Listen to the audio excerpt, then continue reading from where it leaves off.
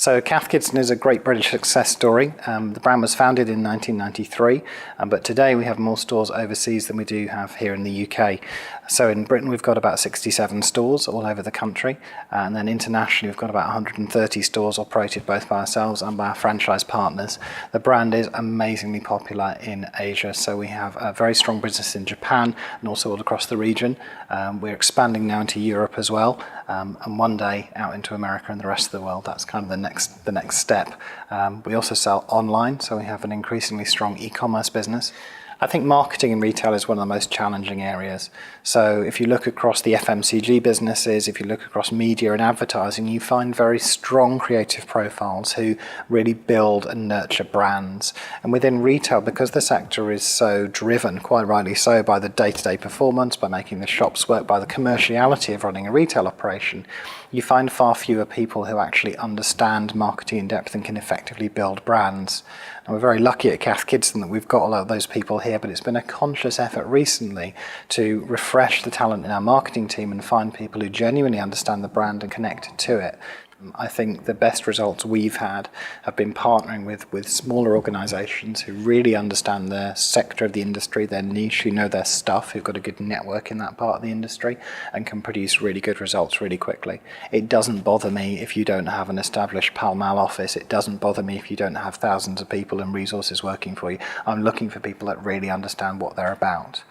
Now, there is a challenge linked to that, which is that there's more and more of them, as you said, and dealing with more and more specialised recruiters, it gives us more of a headache than we used to have. The challenge we get from Gen Y, from millennials, is in some ways a career challenge. They're less interested in doing their whole career in one massive organisation that will be able to put them through a series of different moves. They're more interested in building a portfolio career and one where they have more control. And that's great for the smaller organisations in the marketplace. What we need to be able to do is to do a good deal with the people applying, to say, look, come to us. We will absolutely give you the chance to succeed, to thrive for a few years, to develop your career here, maybe one position, maybe two positions, maybe three positions. But then what I'd like to do is build a culture which is about being eyes open, that you won't be with Cath Kidston for 15 years because we don't have the scale of organisation to allow that and allow you to develop. So that concept of a shorter term portfolio career where you make a series of hops, I think if organisations embrace that and go into it realistically to say, we're going to invest, you're going to flourish, we're going to get some great results, that's much more positive. But that means a more flexible mindset. You no longer make your whole mission about driving retention. You make your mission about developing talent, and you accept that there'll be a certain amount of turnover and a certain amount of loss because that's natural and that's what people want in the workforce that's emerging. I think one of the key recruitment challenges is finding people that understand what modern retail is all about. So you can find people who understand traditional retail, who know how to run stores, know how to motivate the teams, know how to manage the P&L and the numbers, and are very sharp. You can also find people who've become genuine e-commerce specialists and are very used to dealing with a site and trading it very effectively. But finding people who understand what omni-channel retail is all about and see the whole picture is quite challenging, because those routes at the moment are quite distinct and there's less intermingling between the two career paths.